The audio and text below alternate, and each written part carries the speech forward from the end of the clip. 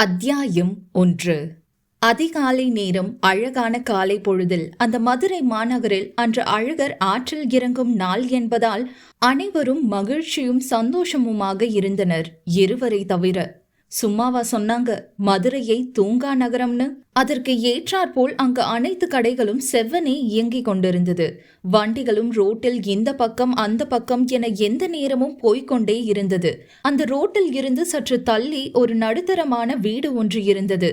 Hall, சமையல் கட்டு, பூஜை அறை, பெட்ரூம் என அனைத்து வசதிகளையும் கொண்டிருந்த வீட்டில் ஹாலின் நடுவே அமர்ந்து வாசலை நோக்கியபடி இருந்தவளின் முகத்தில் என்ன இருக்கிறது என்றே அறிய முடியவில்லை. அவளின் கைகளோ அவள் மடியில் படுத்திருந்தவனின் தலையை கோதியபடி இருந்தது. தன் அக்காவின் மடியில் படுத்திருப்பதனால் கொஞ்சம் மனது நிம்மதி கொண்டதோ என்னவோ. அவன் அவள் துப்பட்டாவை இறுக்கி பிடித்தபடி கண்களை மூடி படுத்திருந்தான். ஆனால் அவன் கண்களில் மட்டும் கண்ணீர் நிற்காமல் வடிந்து கொண்டே இருந்தது. மெத்த, அம்மாடி மெத்த என்று தன்னை யாரோ அழைக்கும் சத்தம் கேட்டுதான் நிகழ் உலகிற்கு வந்தாள் நம் கதையின் நாயகி மித்ர கண்மணி. ஆனால் அவளின் தம்பி மாறன் அப்பொழுதும் எழவில்லை. வாசல் முன்பு ஒரு வயதான முதியவர் கையில் சாப்பாடு தட்டுடன் நின்று கொண்டிருந்தார். அவள் கடினப்பட்டு முகத்தில் சிறு புன்னகையை கொண்டு வந்தபடி, வாங்க வாங்க பாட்டி வாங்க என்றவளால் எழும்ப முடியவில்லை.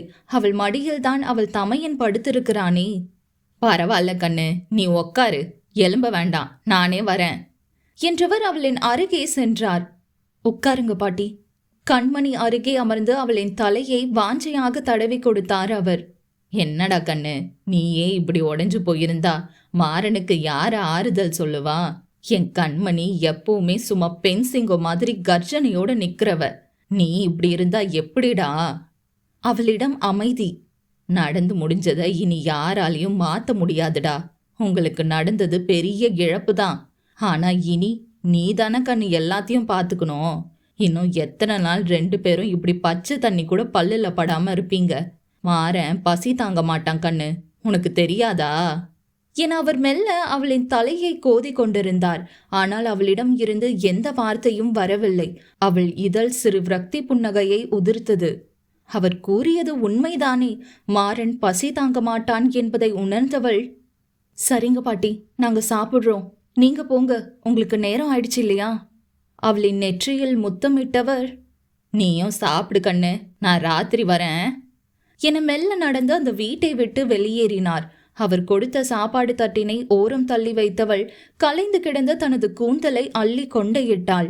பின் மெல்ல அவன் தம்பியின் தலையை கோதியவள், மாறா, எழும்பு கண்ணா, எழும்பி சாப்பிடு என அழைத்தாள். அவனோ அவள் கூறியது காதில் விழுந்தும் விழாதது போல் அசைவேனோ என்று அப்படியேதான் படுத்து கொண்டிருந்தான். அவனுக்கு இப்பொழுது தேவை அவளின் ஆறுதல் மட்டும்தான். கண்மணி மெல்ல அவனை பிடித்து எழும்பியவள், கண்ணா சாப்பிடு கொஞ்சமா. அவன் அமைதியாக இருந்தான். 2 நாள் ஆச்சு, சாப்பிடு. அவனோ தலையை இடம் வலமாக ஆட்டினான், வேண்டாம் என்பதை போல். ஆனால் அவனின் கண்களிலிருந்து மட்டும் கண்ணீர் துளிகள் நிற்காமல் அருவி போல் ஓடிக்கொண்டே இருந்தது. அவனின் கண்ணீர் துளிகளை கண்டவளுக்கு கண்கள் மெல்ல கலங்கியது. ஆனால் தானும் அழுதுவிட்டால் அவனுக்கு யார் ஆறுதல் சொல்வது என எண்ணி அவனுக்கு தெரியா வண்ணம் கண்ணை துடைத்து கொண்டவள் மீண்டும் கண்ணா என்று அழைத்தாள்.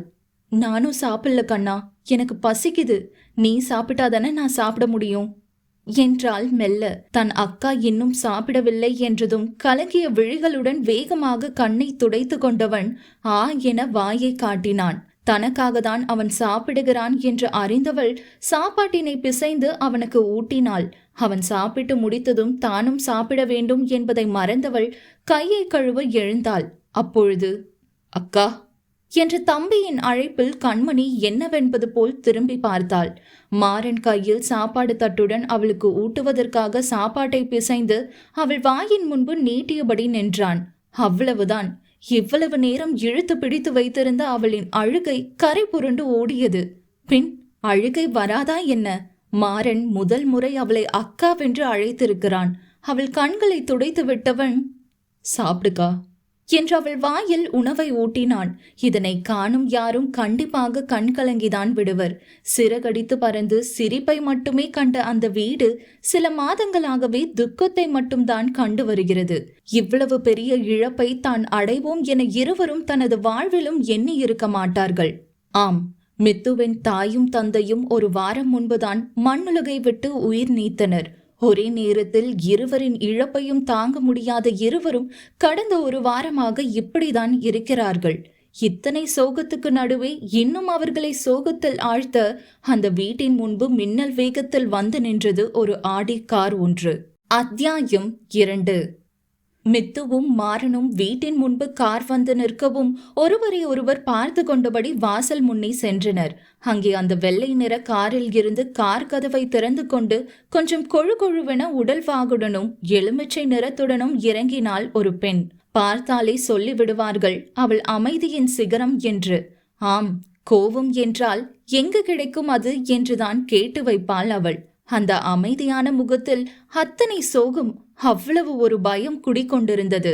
அவள் அந்த மதுரை மண்ணில் பிறந்து வளர்ந்ததாலோ இல்லை அமைதியிலும் அழகிலும் அந்த மீனாட்சி அம்மனை போன்று இருந்ததாலோ என்னவோ அவளுக்கு மீனாட்சி என்று பெயரிட்டு விட்டனர் போலும்.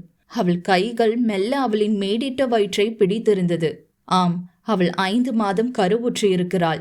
அந்த தளிர் மேனியாளின் கண்களிலிருந்து கண்ணீர் கரை புரண்டு ஓடியது. அவளுக்கு எப்படி அந்த வீட்டுக்குள் செல்வது, எந்த முகத்தை வைத்துக் கொண்டு அவர்களை பார்ப்பது என்று தெரியவில்லை. அவளின் முகவாட்டத்தை சரியாக கணித்து விட்டவன் போல் அவள் அருகில் வந்து நின்றான் அவளின் மணாளன் முகிலன். என்னடா இங்கே நிக்கிற?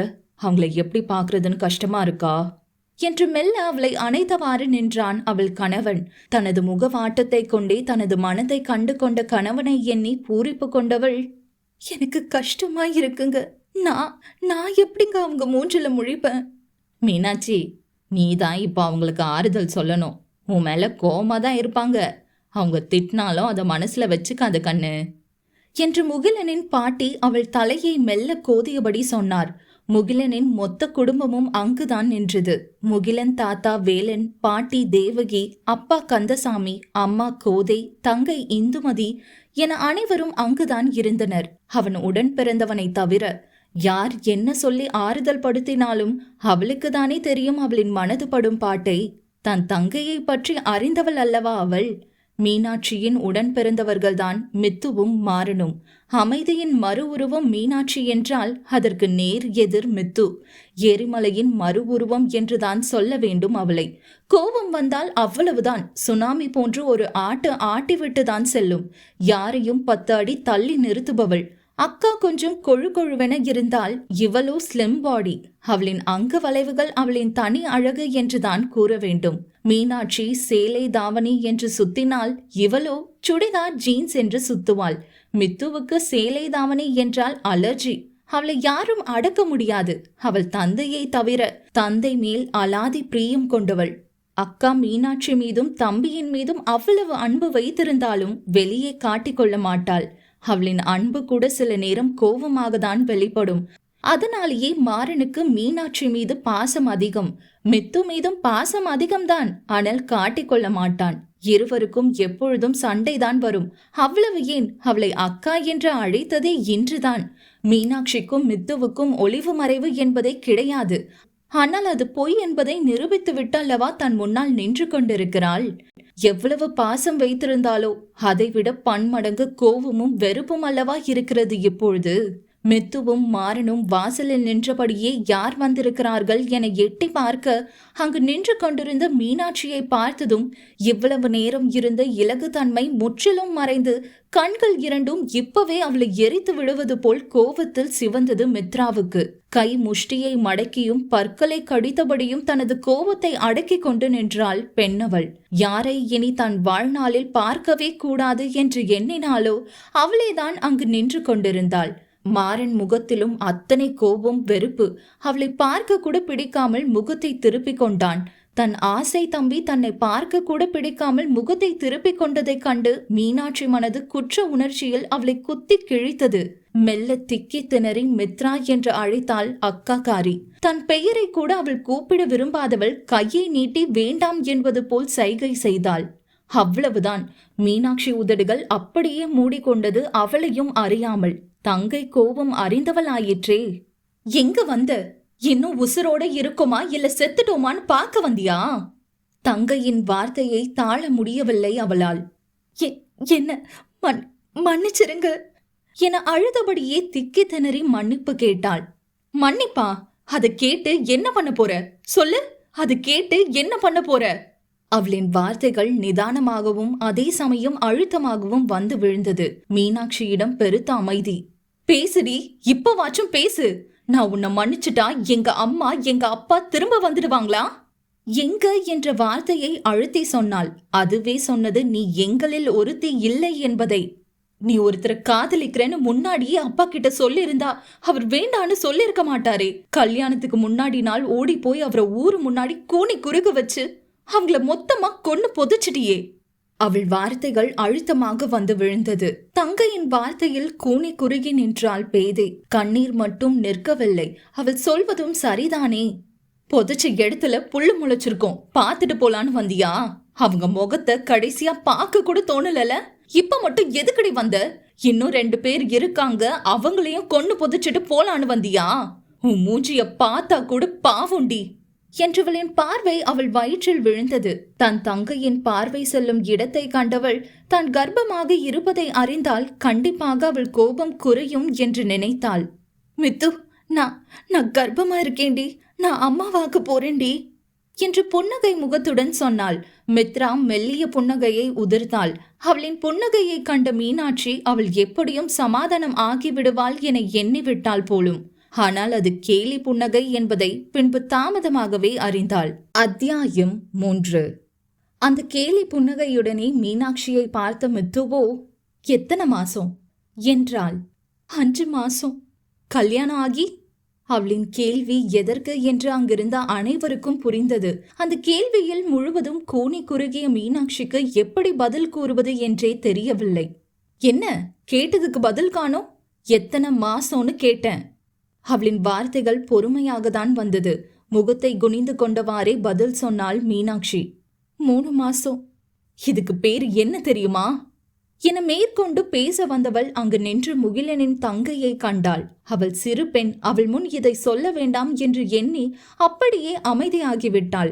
ஆனால் அங்கு இருந்த அனைவருக்கும் புரிந்துவிட்டது அவள் என்ன சொல்ல வந்தாள் என்று. அவளின் வார்த்தையில் அதிர்ந்த மீனாட்சி அழுதபடியே அமர்ந்து விட்டாள். மனைவியை இப்படி காண முடியாத முகிலன் மித்துவிடம் கெஞ்சினான்.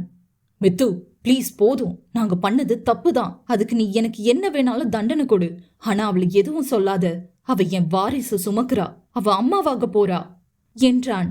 மாமன் சொன்னதை கேட்டு மெல்லிய புன்னகை ஒன்றை சிந்தியவள், அந்த சின்ன சிசுக்கு நீங்க கொடுக்கிற இந்த அக்கறை கொஞ்சம் என் அப்பா மேல இருந்திருந்தா இன்னைக்கு 2 உசுரை என்னைய விட்டு போயிருக்காதே.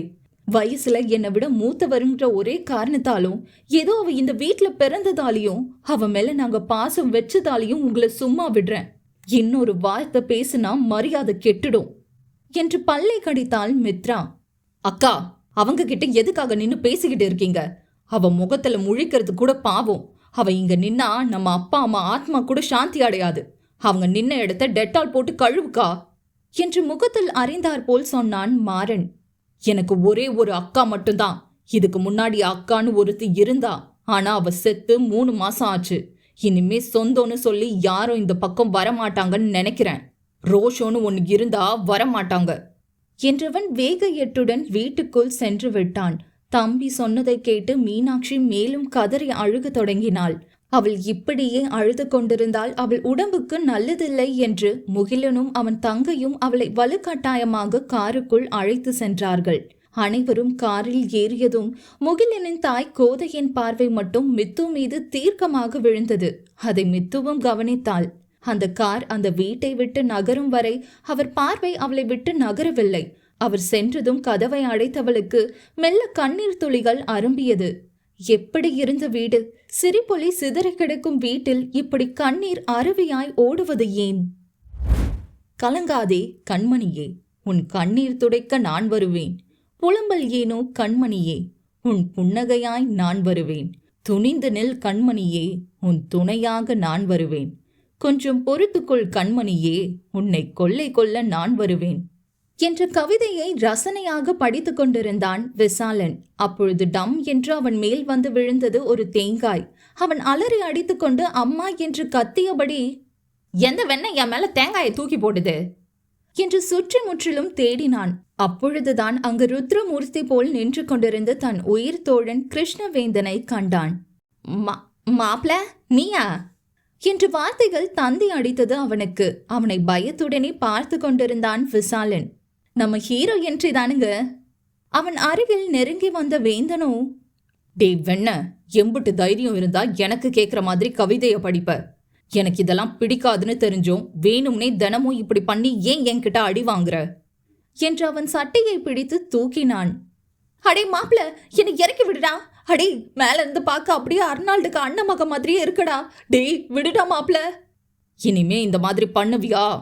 அடே மாப்பி, பண்ண மாட்டேடா, கீழே விடுடா. கண்ணு சொருகுது. எனக்கு இன்னும் ஒரு மாசத்துல கண்ணாலண்டா. என் பொண்டாட்டி கூட கூடி கும்மி அடிக்கணும்னு நிறைய பிளான் போட்டு வச்சிருக்கேன்.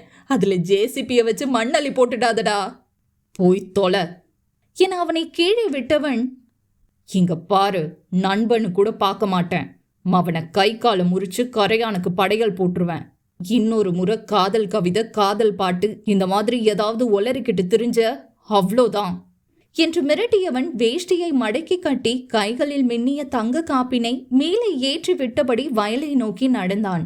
டே மாப்பி நில்லடா என்று கத்திக்கொண்டே ஓடிய விசாலனோ, சரி, நம்ம மட்டும் கல்யாணம் பண்ணி பொண்டாட்டி கையால ஒத்தையா அடி வாங்க போறோமே.